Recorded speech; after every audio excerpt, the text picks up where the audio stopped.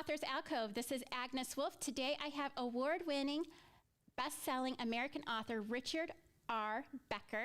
His debut collection of literacy fiction and psychological thrillers not only remained in top 100 Amazon short stories for 3 months, but also won the ABR Book Excellence Award. And also in spring 2022, BookFest Award and 2023 Book Excellence Award, and was the finalist in the IAN Book of the Year Award. He also has recently released his debut novel, Third Wheel, in August of 2023. And I hear it's up for an award as well. Was that what I heard? Actually, it received a finalist award from the Global Book Awards. So I was one of the finalists. So yes, thank you. Great job. Is there anything else that I missed? No, I think that's pretty good. I can say Third Wheel's looking to be breaking into that top 100 bestsellers on Amazon within, I'd say in October. We're on track for that. Yeah, that's awesome. So I'm pretty excited. Yeah, I'll probably be purchasing it here too. September's such a hard month to. What's that? I'll probably be purchasing it here soon, and so I always put reviews, so you'll definitely get another review. So what was your inspiration? Oh, thank you. Oh, you're welcome. So what was your inspiration to become a writer? Oh, to become a writer? You know, it's kind of funny that we're starting there. I actually never intended to be a writer initially. So I was going to be an artist. That was going to be my vehicle of choice. I was really dissuaded by that by my mother. So by the time I went into looking to be an artist in college, it was actually, I started to pursue a degree in psychology. So from my, so I was studying psychology at Whittier College. That went pretty well for a year, but I realized there was only like 2 things you could do. You could either listen to people's problems all day, or you could teach mice to press a bar for cheese. That's about it. That's psychology, right? And so I'm like, oh, this is going to work. So I decided to see what I could do about going into advertising and maybe do some art there and maybe combine like art and psychology and do that. So I had transferred to the University of Nevada, Reno, and they said, you don't want to go through art if you want to go into advertising. What you want to do is go ahead and join our journalism program. And they literally taught me to write. So I had done some dabbling before in writing, but yeah, UNR is where I learned to be a professional writer, and that's where I was a writer. Now, in terms of literary fiction, that came later. But out of the box, I have a degree in journalism with a psychology minor. I'm actually only 2 credits short from being a psychology dual major, right? But that's what I ended up doing. I was actually a psychology. That's how I became a writer on the front end. Yeah. I actually was a psychology major as well. So was my husband. I think that's a good thing to be for a writer, actually. So it helps a lot. Yeah. So what inspired the Third Wheel? So Third Wheel, I would say that it actually picked me more than I chose it. I was actually working on a second collection of short stories, and it was going to be called 50 Threads. And then I wrote this story called Third Wheel. So it was just a short story, which is now the first chapter of the book, Third Wheel. What I had done differently in some of the other stories that were in that project, which ended up being, I did publish it as 10 threads, just not 50 threads. So there were only 10 stories. But what was kind of interesting about that one is I did something different, and I gave the character Brady Wilkes my backstory, pretty close to me. I gave him my backstory as a child and stuff as his framework. He's different than I am. I mean, it is a fictional story, but at the same time, there's a lot of similarities in our experiences. And once I wrote that story, I was like, I know what's next. I knew what chapter 2 was and chapter 3 and chapter 4. So I just had to go for it. And I had to make a decision on the fly. It was either I could write 50 threads and put out another collection of short stories, or I could start my debut novel. And I decided to do that. I'm glad that you did that. That's actually how I kind of feel about my book that I'm currently writing. Is I knew the end as soon as I knew the beginning. It just came to me, and like I had tried writing so many different times, and none of them just flowed like this one that I'm writing right now. So you mentioned that that Third Wheel is about belonging, betrayal, and breaking away. What was the catalyst for choosing those particular themes? So really, it is, I would say the biggest plot line is the biggest motivation for Brady Wilkes, which is the main character, is that he has this overwhelming desire to belong, because he wants to belong, because he doesn't feel like he belongs anywhere. He doesn't belong. He doesn't feel like he belongs in the household he's in. He doesn't belong in the friend group he's in because he's the youngest one. He didn't, when he moved to Las Vegas, he's a transplant from the Midwest. He didn't fit in right away. Initially, he gravitated towards some kids who were like, for lack of a better definition, they'd be called nerds, or they have different terms for that today than they did in the 80s. And then the nerds kind of get targeted a little bit, so that wasn't a good fit for him. So he ended up joining a little bit tougher crowd, right? So that's where he is on that. But there's a lot of betrayals that in his life, both at home and like within his friend group, just as that friend group starts to shift. And that's kind of what the story's about. Is the friend group is the only place that he finds comfort, but yet the friend group starts to shift when an extra teen kind of comes in. So that's why I kind of picked on those particular themes. And then the part of the story is, or part of his transformation and his growth, is he has to make a decision whether or not he's going to stay with this group on the direction that it's moving in, which is a very dangerous track, or if he wants to do something else with his life. And the big question, of course, which I can't share with you today, is if he does it in time, right? So that will keep under the hood. So you mentioned that the character shares many of your own experiences. And I know that a lot of people will say that even fiction is autobiographical. Would you agree with that? And how does the story show that? To a degree. So yeah, Third Wheel for sure. There's, in fact, it just came out as an audiobook as well, just a few days ago. We were able to do that. And when I actually heard the story playing back, I was like, oh, I didn't realize I put that in too. So there's quite a bit of that. I do agree with you that a lot of writing, a lot of fiction is autobiographical, because even when I did 50 States and I did the short story collection, a lot of those short stories, like a lot of times they're little pieces of my life that are kind of interwoven in the stories, and then I take them in directions that weren't actually true or weren't actually accurate. So in the case of Third Wheel, I would say his framework and foundation is pretty accurate. Some of the things that he does in the book, I'm not going to say that necessarily happened. Like one of the big things is that the one teen that joins the group wants them to do a heroin deal with a Mexican drug cartel. So there was You've no never heroin. done that? I wasn't around it with any heroin deal in the middle of the desert. That was not me. Well, I've never ridden on a dragon, so and There that's you what mine go. is about. But internally, right. there were some similarities, because Brady Wilkes is, he comes from a broken, he has a broken childhood, right? So his grandmother raised him like my grandmother raised me for the first 10 years.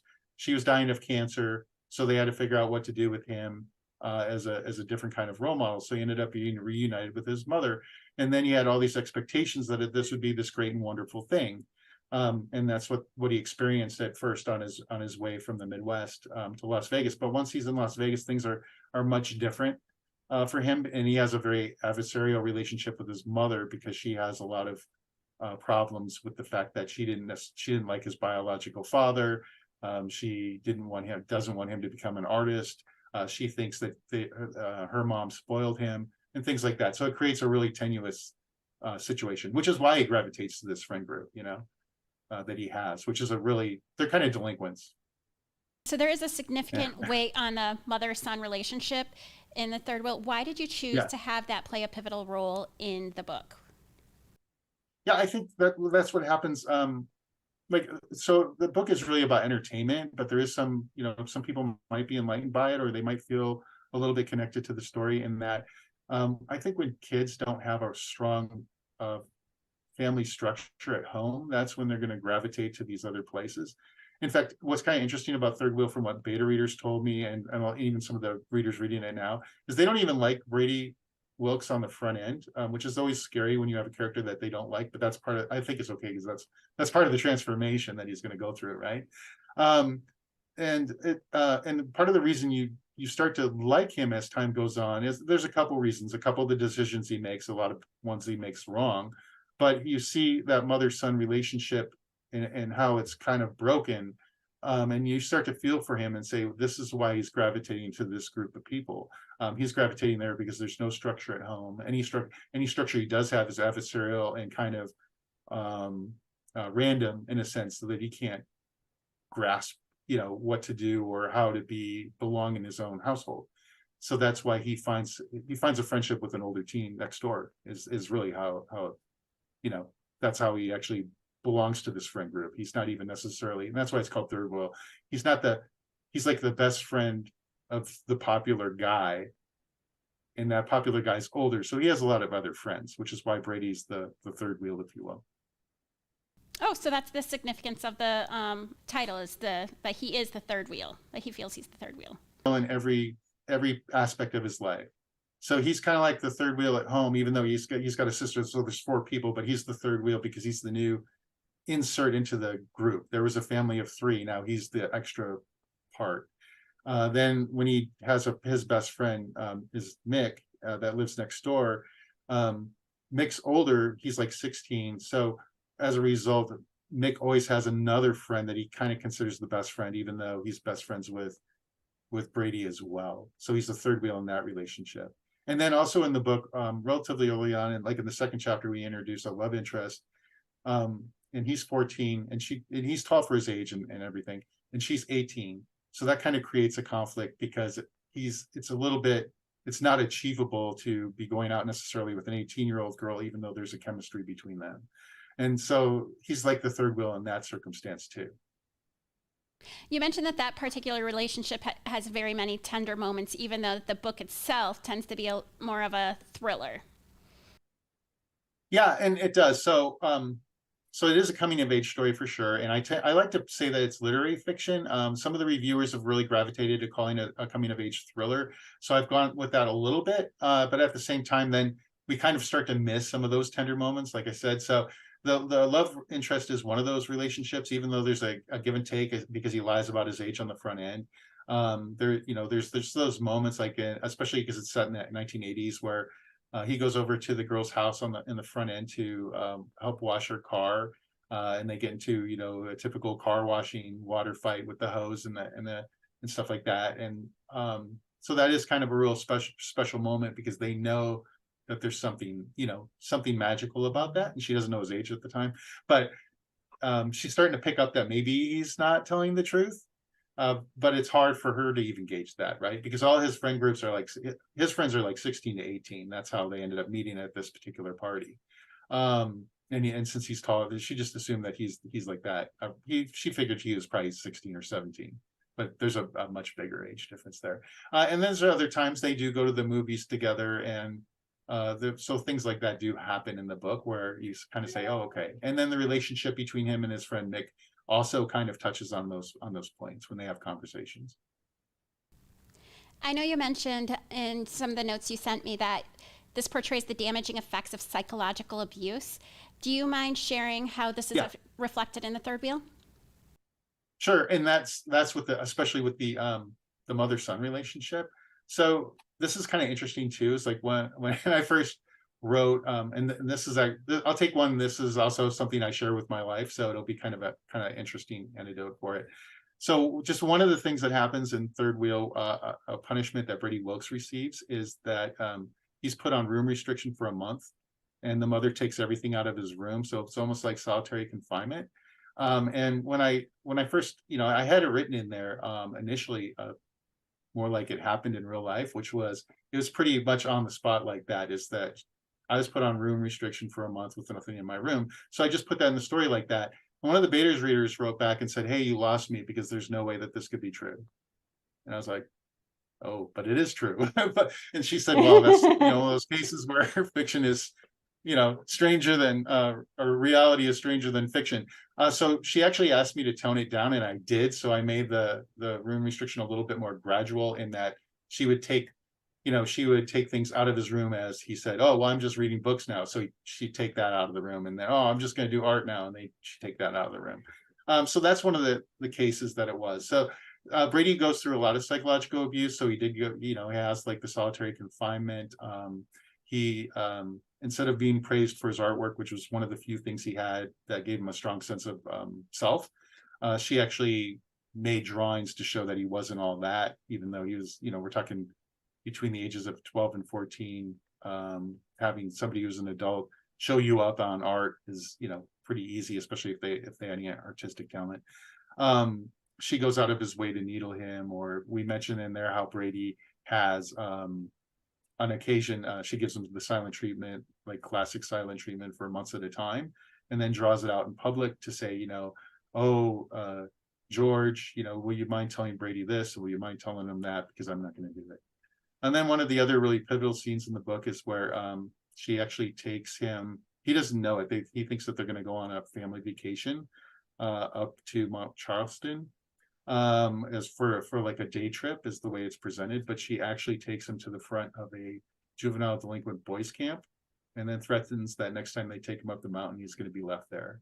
So these are the kind of psychological abuse things that Brady kind of goes through. And then you start to feel like, wow, this kid's really going through a lot. And then you start to forgive him on some of the other, maybe wrong choices that he's making along the way. I think that's one thing I love about fiction is that we can tackle a lot of those things and do it in a way that people are willing to accept. Whereas sometimes, especially people who have had more sheltered lives, they're not going to believe that somebody would have like a full room restriction sort of thing, Yeah. And so that's what I love about fiction. Did you Yeah, end up room going to restriction is one thing, but then when you go, room restriction they get, but so the solitary confinement aspects, quite a lot for a 12-year-old, Yeah. 13-year-old, Definitely psychological abuse there. Yeah. So were you self-published or did you do traditional publishing? It's kind of like a hybrid situation for me in that I do take advantage of both sides of the fence as an indie author. I ride that side a little bit, and I also ride the traditional publishing side, depending on who I'm talking to. I mean, I'm very honest with what it is, but at the same time, it's a little bit more of a hybrid approach in that I own the publishing company, and that's kind of what it is. So I own a company here in Las Vegas, and it's called Copyright Inc., and that became my publisher because I've done publishing before in terms of like magazines and trade publications. So it was just a natural transition for me to go ahead and do that. And then with my first, my first project, I knew it was going to be successful, and it's been actually like amazingly successful. I knew many publishers, it would be hard to sell it to publishers, but I knew I could sell it to readers.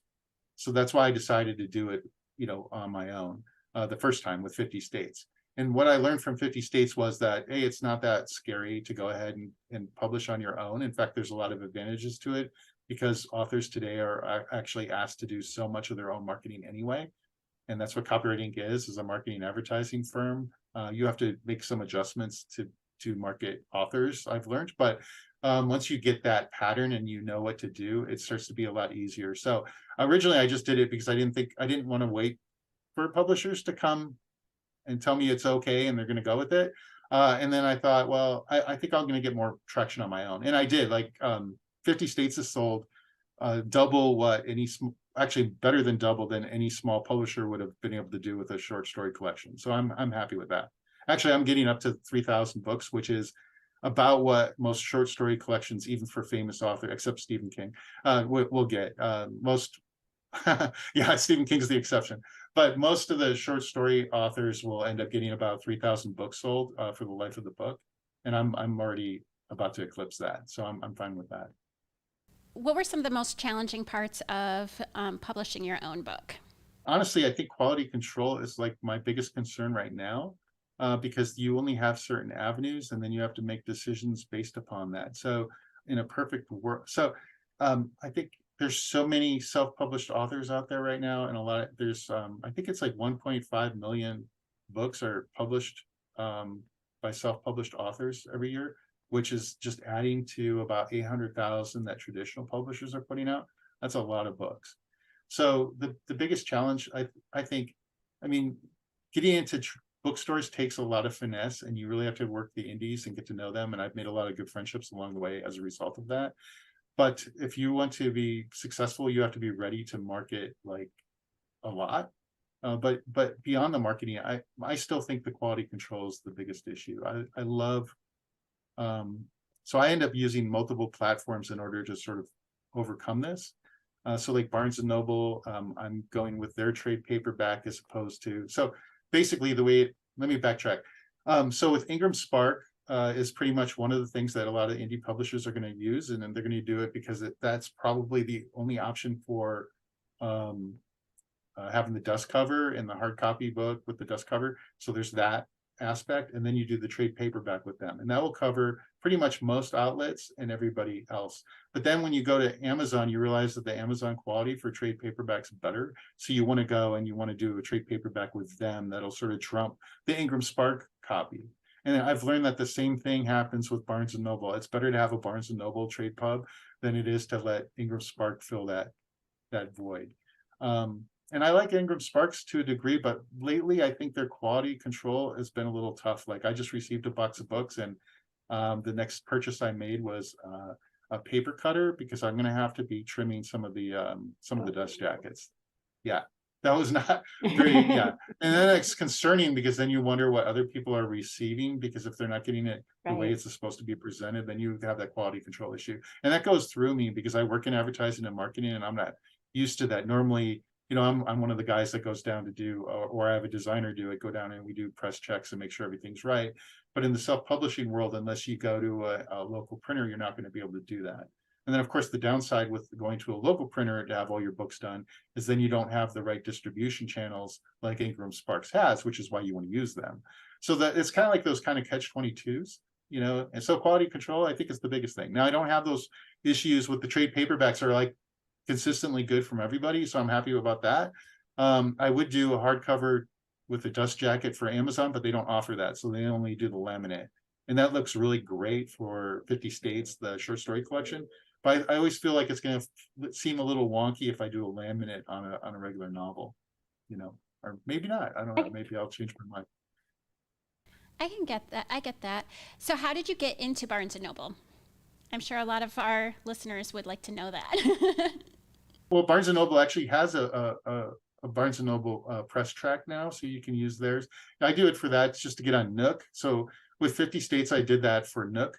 I went ahead and learned how to do that, and then they offer a trade paperback and hardcover version. They use the same printer that Ingram Sparks uses, but I think maybe that printer has a little bit more quality control. You know, I don't know. I have on the oversight. I have not tried their hardcover, because I've heard that they have quality control issues on the hardcover.